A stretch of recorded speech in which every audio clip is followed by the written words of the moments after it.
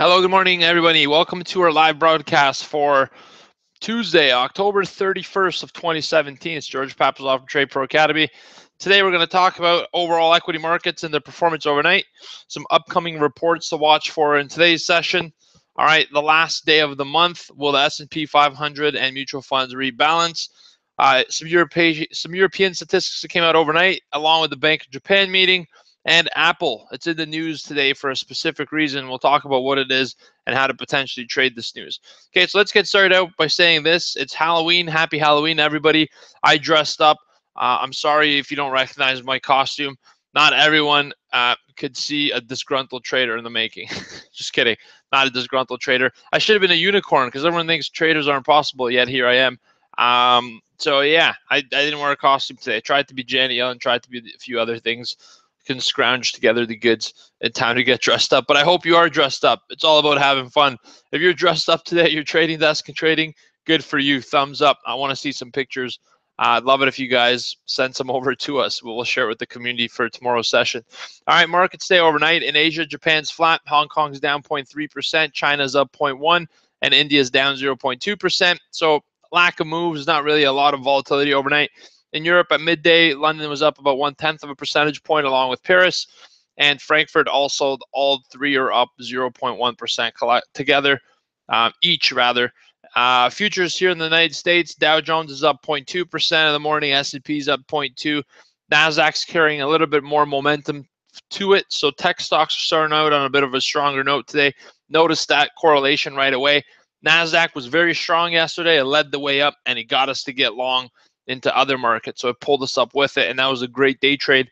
By 11 a.m., we made our full day trading profit target, and we just walked away and had enjoyed the rest of our afternoon and morning. It was really good yesterday. We do that again today. NASDAQ strong, up 0.3%. Crude oil is down 0.2 percentage points, 0.2 at 54.05, which is great. We're expecting a little bit more of a sell-off. Our subscribers got some levels we're looking for in order to start getting long.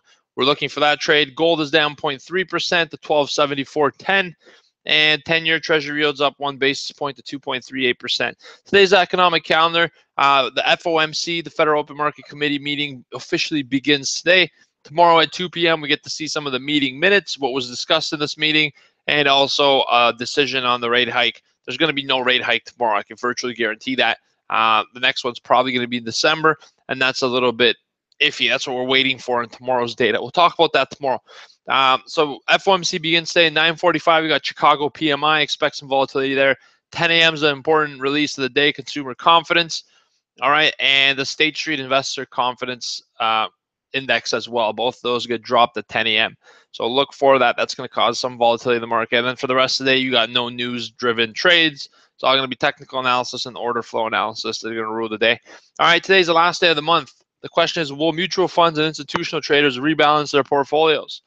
S&P is up 2.2% so far collectively in the month of October. Depending on what it does today, it will add or subtract to that, obviously, versus an average gain of 0.4% in the last 30-year average seasonal. So the S&P's done really well this October so far. It's the last day. Will it gain or will it not? It's managed to avoid that September softness. Typically, every year in September, we have a spike in volatility and sell-off in equities. And it's managed to pull through that period without seeing that downside seasonality. So the question is, will seasonals work and close really strong in October? But unless this thing drops 1-2% today and erases all of October's gains, it's very doubtful that we're going to have a bad October. It's been good. It's been great. We're moving on to November. November has got a 74 positive expectancy, 74 percentage point positive expectancy. It's the highest month of the entire seasonality and a 1.44% average gain. When December also has a 74% positive expectancy and has a 1.81% chance gain. All right. So again, November, December, very strong months coming up. We're going to a strong end to the year, and that's driven on holiday sales, consumption, and just overall upbeat sentiment by investors around the holiday markets. There's very few people that want to be down and out during the Christmas and holiday season. Most people get excited, they get jolly, and those uplifted spirits tend to lift up markets as well. There's actually something called the Santa Claus rally that we're going to take advantage of this year. We'll talk to you about that in December. All right. So yeah, seasonals have been off this year, so be careful. That doesn't mean that November we can't drop 10%. Anything can happen.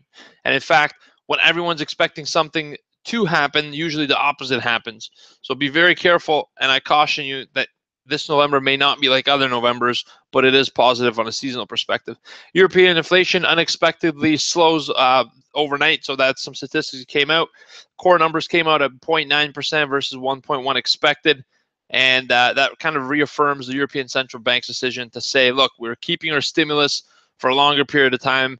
We're going to adjust it as needed. Don't worry. We're not closing the book and going to cut stimulus further. That's what the ECB said last week. This week, it's a good thing they said that because inflation numbers dropped. All right. However, preliminary GDP numbers are up slightly in Europe. So that's the release out of Europe. Slower inflation, which worries the European Central Bank, but higher GDP numbers, which is overall all right. The Bank of Japan also had a meeting last night or this morning, whatever you want to call it, super early, too early for me because I was asleep. They left policy unchanged and they downgraded their outlook for inflation. So look at that. Bank of Japan's getting lower inflation and lower expectations. ECB's getting lower expectations. Bank of Japan, by the way, I just call it the BOJ.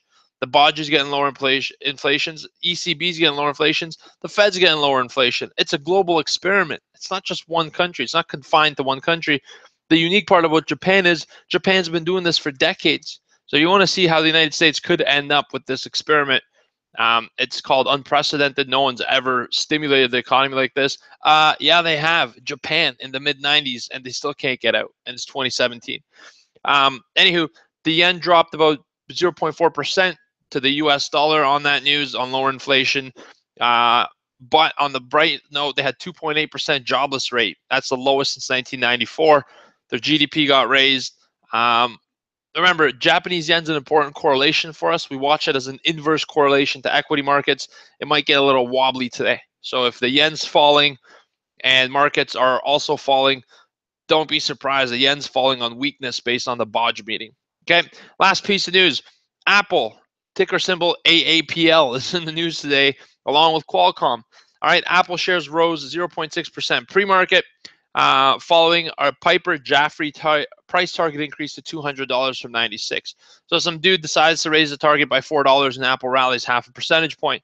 Love it. As if though any analyst actually knows what's going to happen to a stock company. There's no way, sometimes people say technical analysis is like driving and looking in the rear view. Well, forward traditional fundamental analysis, first of all, valuations are so stretched and ridiculous that you have to be crazy to come up with a model that actually makes sense. And it's like looking so far out on the road while you're driving that you hit the person in front of you because you didn't notice it. So both things have their draws and limitations. But I mean, anyways, that's a rant. The stock closed up 2.3% at 166.72 Monday. There's some bullishness going in here into Apple. There's reports that there's increasing demand for iPhone 8. But I've heard the quite contrary. Popular media is covering it that way. But if you look at pictures, there's stores that haven't sold iPhone 8s. There was no lineups on the launch. It's very interesting. Their new iPhone coming out, iPhone X, is where it's causing some of the stir. The iPhone maker scheduled to report earnings as well as of Thursday on market close, so in 2 days. Wall Street Journal said the following: Apple's designing iPhones and iPads for next year without Qualcomm chips amid an intensifying legal fight. So look for that trade. Short Qualcomm, buy Apple. That's a good trade. All right. Without those chips, Qualcomm is going to lose one of their biggest customers. Going to lose sales, going to lose revenue, lose income, lose earnings per share. The stocks can get driven lower. So Qualcomm's an opportunity to get some puts. Apple's an opportunity to ride some upside momentum. Earnings are coming up on Thursday. Whatever you do, do not buy a company before earnings. You're gambling. You're looking to give away your money. Just donate it. Give it to somebody that actually needs it if you're going to use it like that.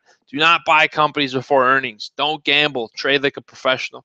I can tell you there's zero professional traders that I know, and I know lots of them that actually buy before the bell or before an earnings report, rather. Very few do that, especially options traders. Why? Because being long premium when it's very expensive is a terrible idea. Being short premium when it's expensive is a little bit riskier, but in the long run, statistically, you're going to have a bigger edge.